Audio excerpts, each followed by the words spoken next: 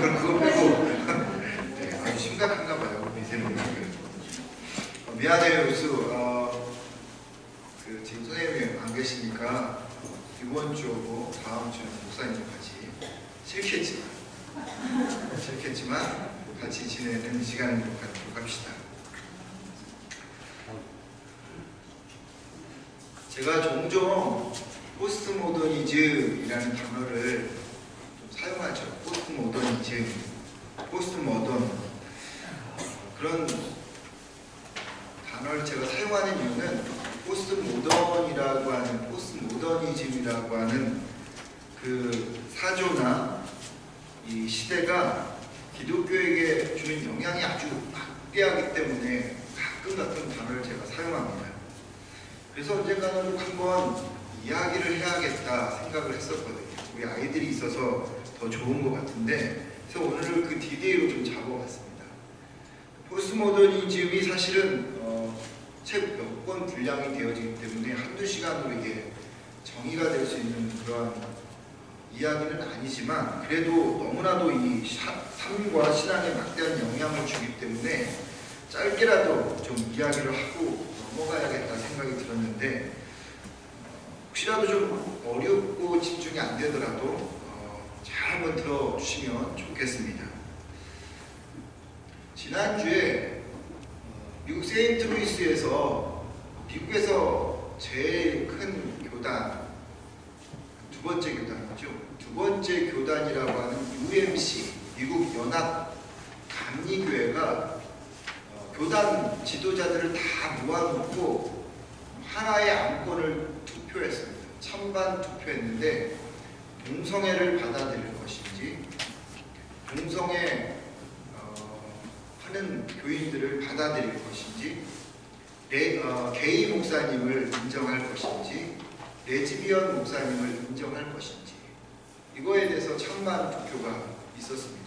이미 UMC에는 레즈비언 목사님이 계시고요, 감독도 있고, 그런 것들이 막 분열이 되었기 때문에 투표를 하자 해서 했는데, 47대 53으로 동성애를 받아들이자는 안이 부결이 됐습니다.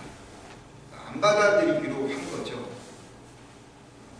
좀 부연 설명을 하자면, 이 문제로 인해서 그 UMC에 속해 있는 한인교회들이 대거 이탈이 되어질 것이다라는 예상도 했었는데, 어찌됐든 부결이 되었습니다. 근데 우리가 주목해야 하는 부분이 뭐냐면, 동성애, 레즈비언, 게이 목사를 받아들이자는 의견이 무려 47%라는 겁니다. 그러니까 53%, 47% 거의 반반이라고 생각하면 됩니다. 이게 UMC의 문제는 아니에요. 이게 사실상 오늘날 우리 시대의 추세예요. 미국도 그렇고 캐나다도 그렇습니다. 유나이티드 처치라고 하는 교회, 가까운 교회 역시도 레즈비언 목사님 계시고, 그리고 게이 목사님도 계십니다. 이런 추세들 미국, 캐나다, 유럽뿐만 아니라 한국도 조만간에 비껴가지 못할 겁니다. 이 문제 때문에 문제들이 발생하고 있어요. 여러분들, 우리 어린 친구들은 이제는 그런 사고가 있기 때문인지 몰라도 그걸 잘 받아들이는 이들도 있어요. 그런데 어른들은 대부분 이런 사고를 잘 받아들이지 못합니다. 여러분 자녀가, 죄송합니다, 여러분 자녀가 결혼하겠다고 데리고 온 사람이 동성애라고 생각해 보십시오. 정말 끔찍한, 아무도 그걸 이해할 수 없을 것 같아요.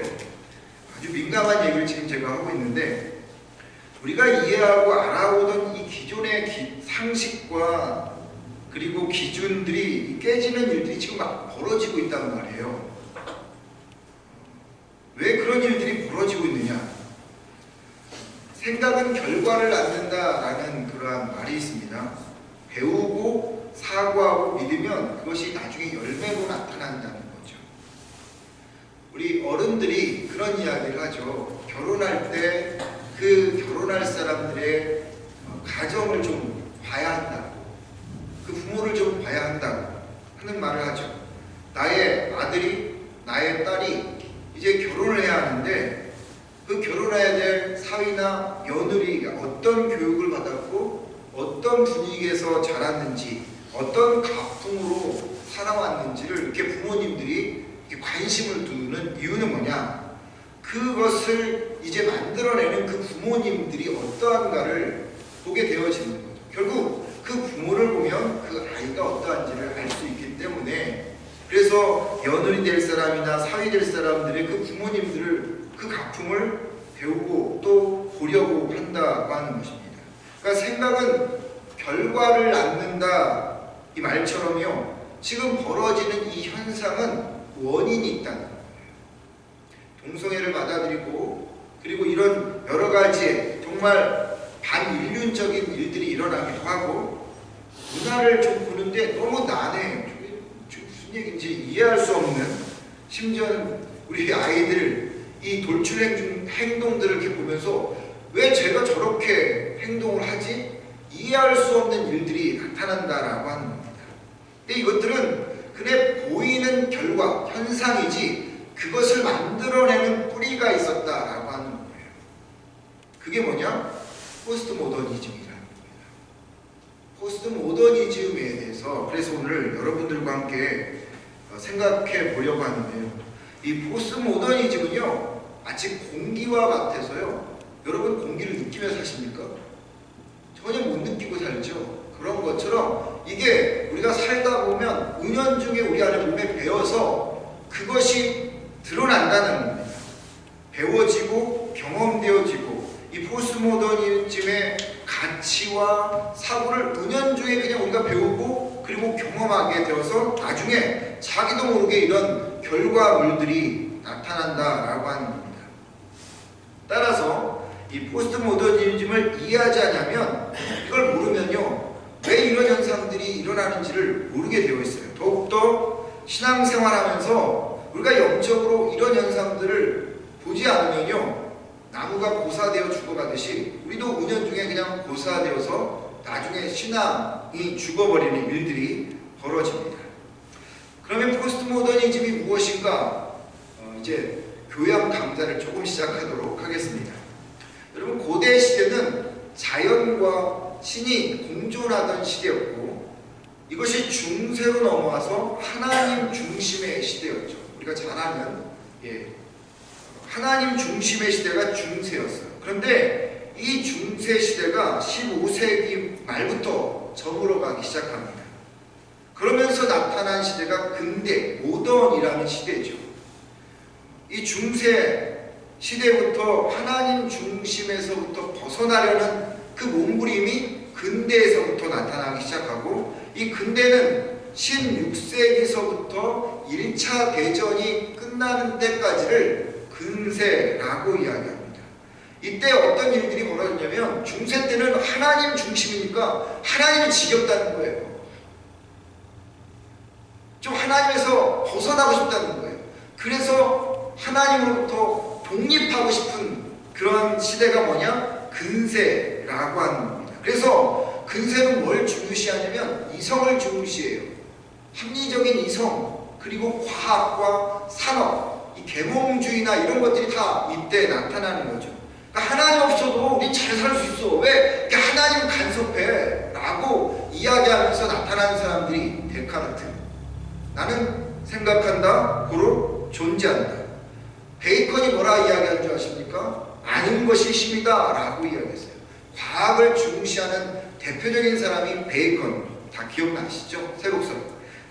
합리적인 이성과 이런 과학, 그것이 완전히 이렇게 이제 최고에 달았던 때가 근세입니다. 그래서 이 근세에는 과학이 중시되었고 사람의 이성이 중시되었고, 뭘 만들어낼 것 같냐면, 야, 이러다가는 우리가 유토피아를 만들어내겠구나, 정말 좋은 세상을 만들어내겠구나 라고 이 근세 사람들이 다 기대에 부풀었어요. 그런데 꽝! 이것이 산산조각이 나버렸습니다. 제1차 세계대전이 벌어진 거예요. 제2차 세계대전이 벌어지면서 1차와 2차로 인하여서 무려 유럽에 8,200만 명이 죽었습니다. 유럽의 전 인구의 3분의 1이 죽어버린 거예요. 1차 세계대전과 2차 세계대전을 겪으면서 이 사람들이 이 합리적인 이성과 사람과 그리고 과학이 유토피아를 건설해 줄 줄 알았는데, 아니 웬걸 오히려 사람들이 더 악하다는 것을 보게 된 거예요. 1차 대전과 2차 대전. 그래서 사람들이 또 신물을 느꼈어요. 이 합리적인 이성 필요 없다. 그리고 과학도 다 필요 없다. 거기에 이제 감성과 영성이 막 말라 죽게 되자 이거에 반발로 나타난 것이 포스트 모더니즘입니다. 모던 다음 세대에 나타난 포스트라는 그런 의미잖아요. 그러니까 포스트 모던입니다. 근데 이 포스트 모던에 대해서 몇몇 사람이 이렇게 정의한 게 있어요. 여러분이 종종 들어본 이 미래학자 아놀드 토인비라는 사람이 포스트 모던에 대해서 뭐라 이야기했냐면, 포스트 모던 시대는 자기 포기, 도피, 생각과 이성이 표류하는 시대이고, 언어, 관습, 종교, 이 모든 것들이 사회 문화 전반에 걸쳐서 아무거나 무차별 수용하는 시대가 되어버리는 것이다. 따라서 혼합주의가 나타나고 무비판적인 관용의 시대가 되어갈 것이다. 이게 포스트 모더니즘을 정의한 토인비의 이야기입니다. 그리고 나니아 연대기 쓴 C.S. 루이스도 이렇게 표현했습니다. 모든 인간과 문화에는 무언으로 통용되는 자연법이 있고 행동 규범이 있는데, 이것을 상식, 커먼센스라고 하는데, 이 커먼센스가 전혀 통하지 않는 시대가 포스트 모더니즘의 시대다라고 말을 했습니다. 그러니까 포스트 모더니즘을 한 단어로 표현하면 탈입니다. 탈, 벗어날 탈, 규격화되고 통일화되고 상식과 법 이런 거 다 필요 없다는 거예요. 다 그것에 저항하고 그리고 그것을 배격하는 것이 포스트 모던입니다. 여기에 이제 주의가 되어서 포스트 모더니즘이 됐는데, 주의가 되면 여러분 사고 체계가 되고요, 가치관이 되고 그게 삶의 패턴과 양식이 됩니다. 하지 않으면 안 되는 생활 양식이 되는 거죠. 이게 이제 우리가 포스트 모더니즘에 살고 있는 사람들의 모습이에요. 그러니까 여러분들이 지금 행동하고 그리고 살아가는 패턴이 모든 것이 무엇에 의해서 지금 움직이고 있느냐? 포스트 모던에 의해서 움직이고 있다는 겁니다. 이 포스트 모더니즘은요, 탈출하고 배격하고 규격화되고 통일된 것을 싫어하니까 자율성을 준다는 의미에서 장점이 있는데요. 그런데 장점보다는 이 포스트 모더니즘이 단점이 더 많기 때문에, 특별히 기독교에 대해서 아주 악의적이기 때문에 꼭 한 번은 생각해 봐야 하는 것입니다. 그러면 이 포스트 모더니즘이 갖고 있는 특징이 뭘까요? 첫 번째가 뭐냐면 다원주의입니다. 다원주의가 뭐죠? 다 좋다는 거예요. 근대 시대는요, 이성과 과학으로 문화가, 사회가 획일화됐어요. 여러분 어렸을 때 고등학교를 다녔던 분들, 중학교 다녔던 분들 뭘 입고 다녔죠? 교복 입고 다녔잖아요. 그때는 교복 외에 다른 것을 입고 다니면 어떻게 됩니까? 이방인 취급했잖아요. 일탈된 사람들, 부적응자 이렇게 취급됐잖아요. 괴물로 취급됐잖아요. 여기는 다 모범생들만 있어갖고 늘 이렇게 기세우고 그 다음에 신발 깨끗이 하고 다녔잖아요. 다 통일된 그런 시대. 일탈을 아무도 원치 않았어요. 그런데 이 포스트 모더니즘이 들어오면서 이 통일성이 다 깨져버렸어요. 그래서 다양성을 강조합니다. 다양성을 존중하죠. 다양성을 존중하다 보니까 제일 큰 타격을 받는 게 뭐냐? 그게 이제 종교인 거죠. 특별히 어떤 종교겠습니까? 기독교예요. 기독교가 독불 장군식의 그런 모습이 보여지는 겁니다. 함께 공존, 다양성을 가지고 살아가는 시대인데 왜 기독교는 독불 장군식이냐는 거죠. 함께 공존해 가야 되는 이 시대 속에서. 그러니까 자기만 포교하겠다고 하는 기독교인들을 보면 혐오하는 대상으로 보는 것입니다. 기독교는 유일신 하나님을 섬기는 그런 종교이기 때문에 이 포스모더니즘의 시대 속에서 가장 이제 경계 대상이고 혐오 대상이 기독교인 거죠. 반대로 여러분 모든 것을 다 받아들이는 그런 종교면 어떻겠습니까? 좋겠죠. 그게 어떤 종교입니까? 뉴에이지예요. 뉴에이지는 이것도 받아들이고 저것도 받아들이고 사람은 뉴에이지가 철학이고 사상이라고 생각하지만 그건 종교입니다. 아닙니다. 뉴에이지는 다신론이에요. 접신도 하고 내가 신도 되고 뭐 별의별 뉴에이지예요. 여러분 캐톨릭이 이 포스트모더니즘에서 타격을 많이 받겠습니까? 아니면 개신교가 타격을 많이 받겠습니까? 개신교가 타격을 많이 받습니다. 카톨릭을 보면 참 많이 오픈하죠. 다 오픈해요. 웬만한 건 다 오픈해요. 근데 그게 성경에 나온 근거에서 오픈하는 게 아니라 시대에 맞춰서 그냥 해버리는 거기 때문에 문제인 거죠. 다원주의. 왜 구원이 여기도 있고 저기도 있는데 왜 니들만 구원이 있느냐고 이야기를 하는 거예요. 그런 얘기 많이 들어보시죠, 여러분? 그런 사람 얘기 앞에서는 그런가 그냥 쑥 이게 들어가는 겁니다. 그게 다 어느 영향 속에서 나타났다고요? 포스트모더니즘이 주는 다원주의화. 두 번째 여러분, 포스트모더니즘은 상대주의입니다. 상대주의. 모든 진리나 가치는 절대적인 게 없다는 거예요. 다 상대적인 거예요. 그래서 절대적인 진리가 없습니다. 내가 원하면 그게 다 진리예요. 아시겠습니까? 예전에 여러분, 가정은 한 남자와 한 여자가 결혼하는 것이 그것은 진리였어요. 그건 절대성이었어요. 거기에 누가 반문했었습니까? 없었죠. 근데 이 포스트모더니즘의 시대에 들어오면서 상대주의가 되니까 니도 맞고 나도 맞는데 내가 아는 것에 대해서 토달지 말라는 거예요. 그러면 동성애 같은 경우는 또 마찬가지입니다. 그것도 역시 상대주의니까 우리가 주장하는 것이 진리라고 이야기를 하는 거예요. 과거로부터 내려왔던 전통도 안 먹혀드리고요. 관습도 안 통합니다. 도덕과 윤리와 가치도 다 안 먹혀 들어가는 시대가 되어버렸다는 겁니다. 상대주의. 그래서 여러분, 기독교는 절대주의잖아요. 하나님만 오직 유일신이라고 이야기를 하는데 상대주의를 이야기하기 때문에 기독교가 어려움을 당하는 거예요. 세 번째 뭔지 아십니까? 해체주의예요. 이 포스트모더니즘은 다 아까 탈이라고 했잖아요. 벗어나는 것. 해체주의입니다. 기존에 정형화되었던 통일화되었던 모든 것들을 다 탈피합니다. 종교도 다 탈피하고 해체시켜버립니다. 여러분, 이 해체주의는 신은 죽었다라고 하던 니체의 그 후계자였던 프랑스의 철학자 데리다라고 하는 사람에 의해서 만들어졌어요. 이 데리다라고 하는 사람이 철학자인데 이 사람이 신은 없다라고 하는 개념에서 종교를 다 해체시켜버렸어요. 하나님 없어, 예수님 없어 하고 다 이 모든 것, 교회 다 해체시켜버리는 거예요. 기존의 정통. 그래서 여러분, 옛날에는 그 건축물 보면 어떻습니까? 뭐라고 하죠? 그런 게 딱딱 정해졌죠. 이렇게. 갑자기 생각 안 나요. 그런 그 정형화된 그런 거 있잖아요. 고대시대 무슨 나중에 얘기하겠습니다. 근데 그런 것에 다 벗어나는 거예요. 제가 전에 들었던 얘기인데 이 캐나다에 20개 예를 들어서 타운하우스가 있으면 타운하우스가 다 똑같지 않다는 거예요. 다 하나씩 다 뭔가 창문이 틀려도 틀리답니다. 다 하나씩 다 틀리대요. 똑같은 그런 게 없다는 거예요. 그러니까 요즘 시대는 뭔가 새로운 것들을 통해서 그렇게 다 탈피하려고 하는 그런 시대가 해체주의가 그렇다는 거예요.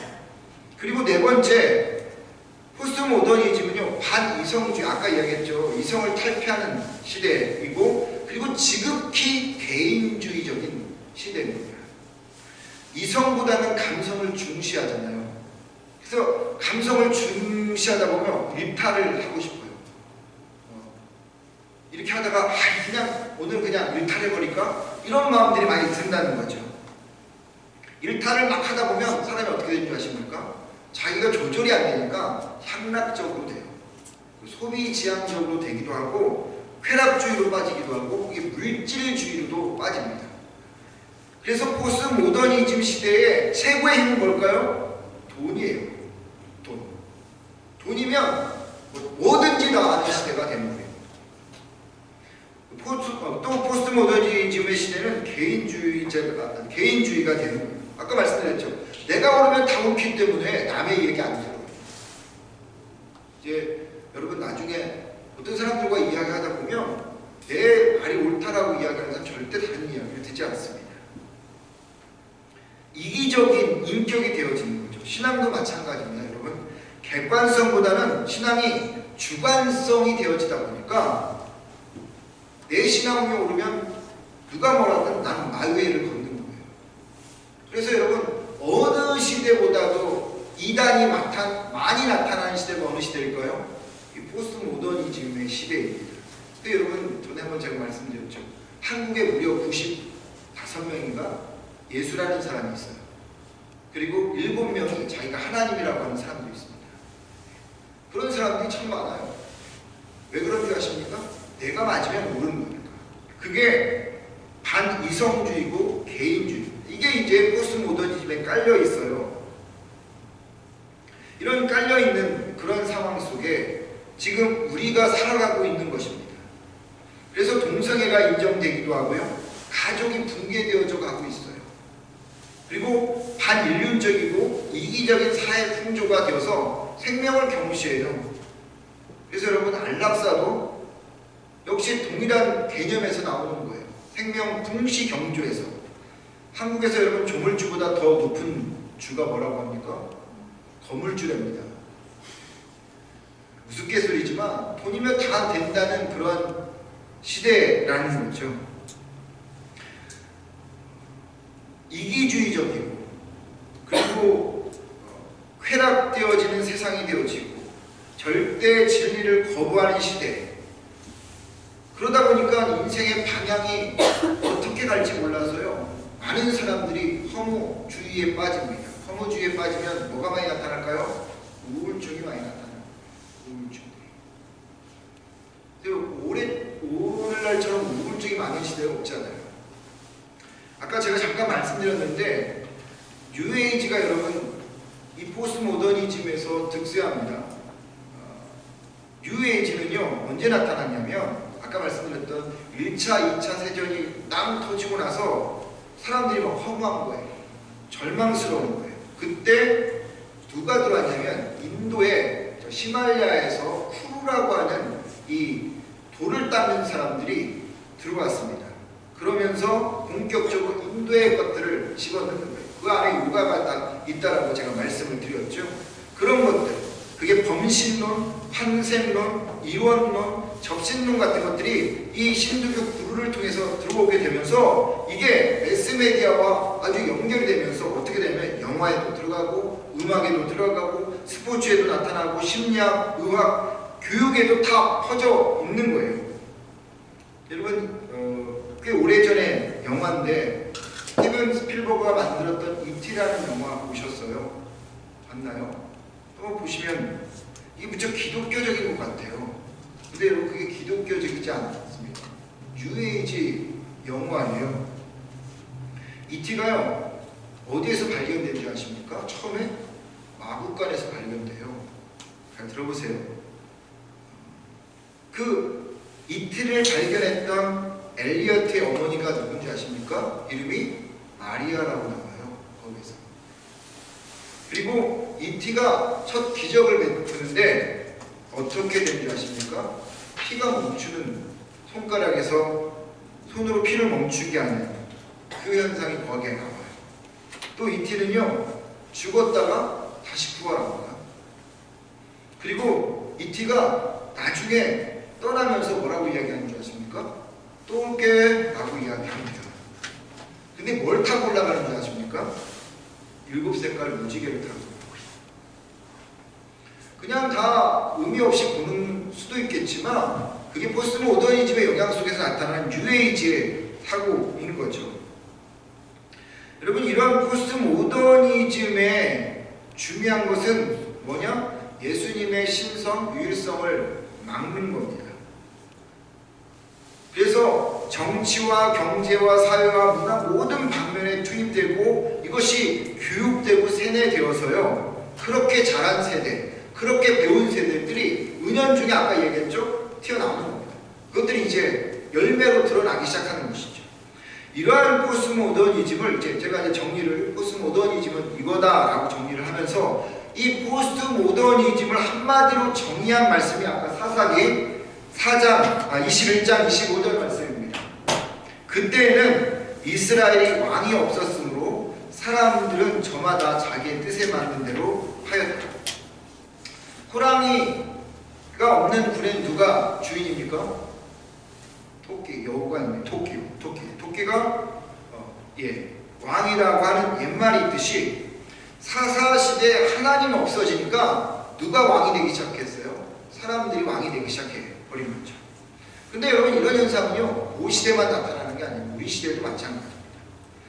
왕인 하나님이 없어지면 그 나라도요, 그 사회도, 그 교회도, 그 가정도, 그 사람도 그들이 자기 뜻에 맞는, 입에 맞는 가치와 규범으로 살아갑니다.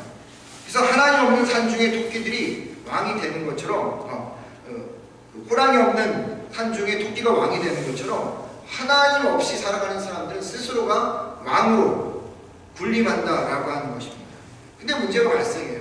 자기 왕이 되면 잘 살아야 되잖아요.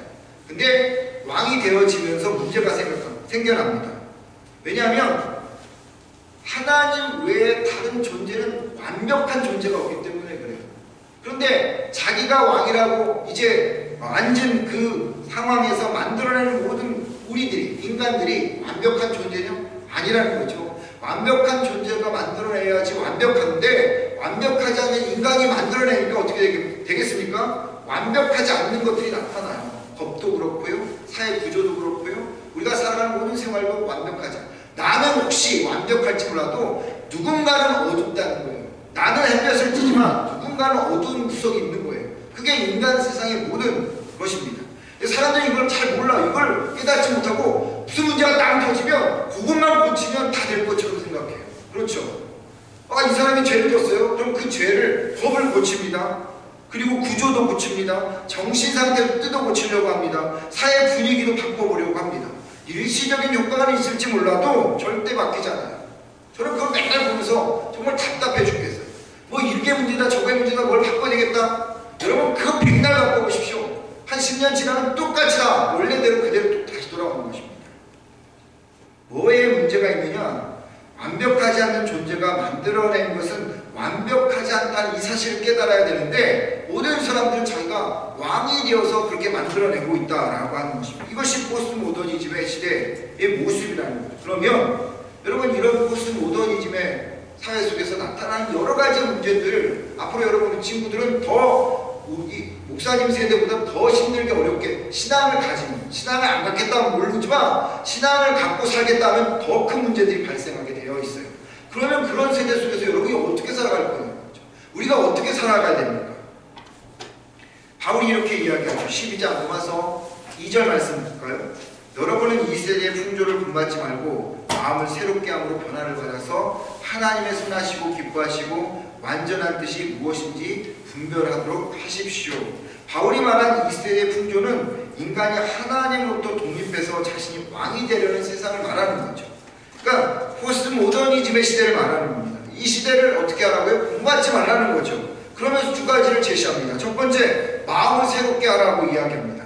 마음을 새롭게 하다라는 말은 내 마음에 가득 찬 것들을 다 밀어내고 청소하고 그 자리에 누구를? 왕이신 하나님을 집어넣으라는 겁니다. 성경 용어로 뭐라고 이야기해요? 회개하라는 겁니다. 회개 여러분 뭐라고 생각합니까? I am sorry 이렇게 하고 끝나는 것입니까? 천만의 말씀이에요. 회개라는 것은 모든 것을 바꾸는 것입니다.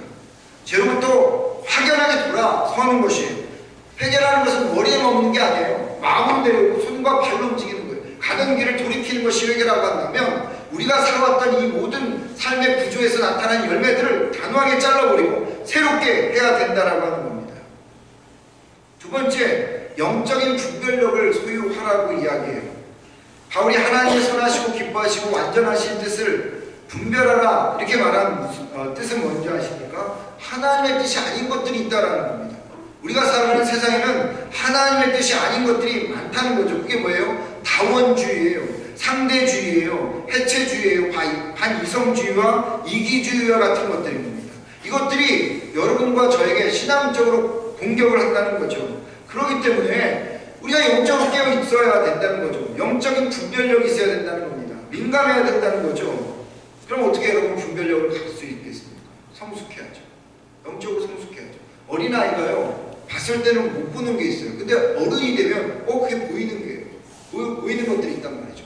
우리가 영적으로 성숙해야지만 그것들이 세상이 어떻게 가고 있는지를 보인다는 거죠. 영적으로 어린아이니까 어두우니까 이게 뭐 똥인지 된장인지 모른다는 거예요. 그런데 영적으로 성숙하여서 아버지가 된다면, 아비의 마음이 된다면 우리가 그것을 보고 아 이걸 피해가야지, 이건 잘라버려야지, 이걸 하지 말아야지 분명히 안다라고 하는 것입니다. 그러기 위해서 우리가 말씀과 기도 생활을 더 성숙하게 해야 된다는 것이 우리의 모습이라는 겁니다. 말씀을 정리하겠습니다. 성 어거스틴이 이런 말을 했습니다. 사람이 하나님의 자리에 앉으면 천한 존재가 된다. 사람이 하나님의 자리에 앉으면 천한 존재가 된다. 포스트 모더니즘에 사는 현대인들은 하나님 없이도 잘 살 수 있을 것 같이 그래서 하나님 마음에서 몰아냈어요. 근데 그 안에 진공 상태가 되어버렸는데 그냥 진공 상태로 있는 게 아니라 중독이 들어오고 악이 들어오고 절망이 들어오고 그래서 화려한 왕이 될 줄 알았더니 어둠의 왕이 되어버렸어요. 그렇기 때문에 우리가 해야 할 일은 뭔지 아십니까? 처음으로 다시 돌아가는 것입니다. 복음으로 돌아가는 것입니다. 예수님으로 돌아가는 거예요. 지난 3월 1일 날 그날이 무슨 날이에요, 형명? 3월 2일 날이? 그렇지, 3일쯤이지. 몇 년 됐어? 100년 됐어요. 딱 100년 되는 날입니다. 3일절. 그때 유아학당을 다니고 있었던 유관순이 16살이었어요. 16살.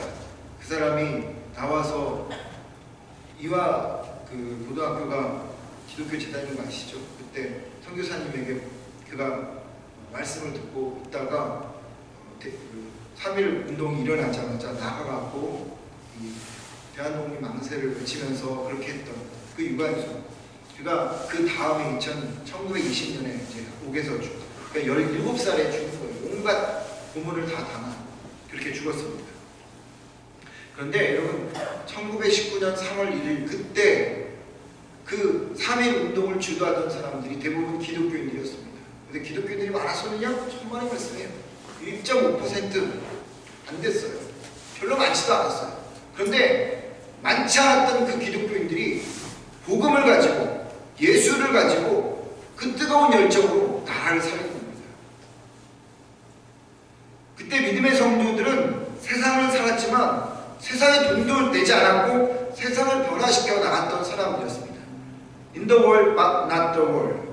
세상에 있으나 세상에 속하지 않는 그리스도로 살았단 말이죠. 그들 마음엔 예수의 복음이 활활 타올랐고 기독교 그 학생이었던 유관선 열사와 같은 사람들은 세상을 바꿔 나가기 시작했다라고 하는 겁니다.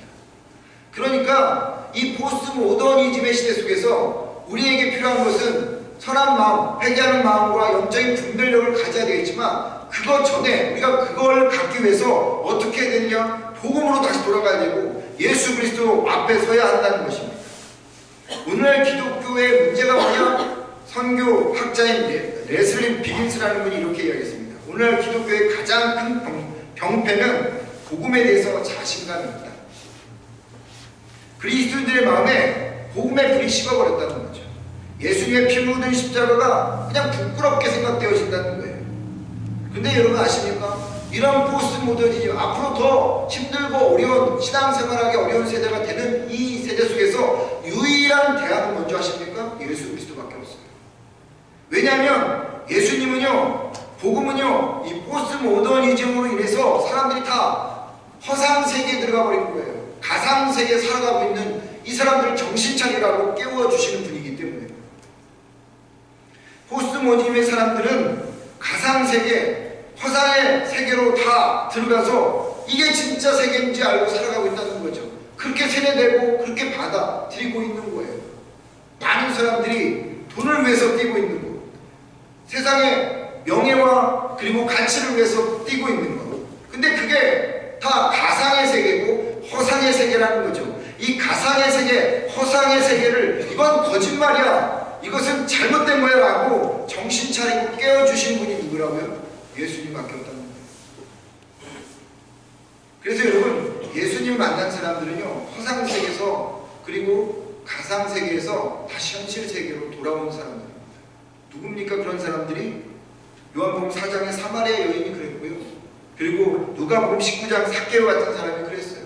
아, 이게 내가 잘못되고 있었구나. 아, 이거 내가 꿈꾸고 있었구나. 이게 잘못된 생활이었구나라고 그들이 깨닫고 다시 현실 세계로 돌아와서 그 현실 세계에서 나의 마음에 하나님을 왕으로 모셨다라고 하는 겁니다. 어제 교회 어떤 분이 저에게 보낸 찬양인데 그 내용이 오늘 말씀과 맞는 것 같아서 제가 이 찬양 한번 가사를 읽어드리고 마무리하겠습니다.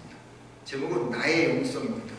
시와 그림의 라는 찬양 팀이 불렀던 내용인데요.